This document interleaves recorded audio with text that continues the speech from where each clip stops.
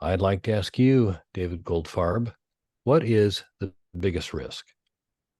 So if I'm gonna make this unrelated to, let's say, insurance or to anything from an operational standpoint, I think the biggest risk that we're seeing, or at least I'm seeing in picking these locations, is you don't want to go into a location where the operator is like a slumdog real estate mall operator.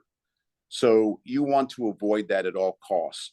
And even though you have a separate entrance leading into your building, the fact that you're going into a mall where they are basically treating the property as if it was a warehouse, so to speak, not the way the Simon Properties do, not the way Washington Prime Group does, not the way, some of these, other large mall operators run in this type of environment.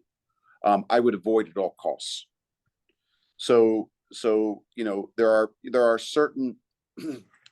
certain players out there, and I'm not going to mention names, but there are certain players out there that have been buying distressed malls.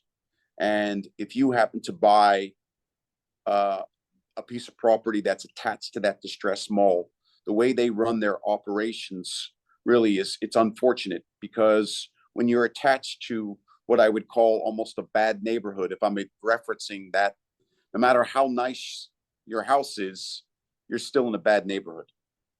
So that's what I would avoid at all cost.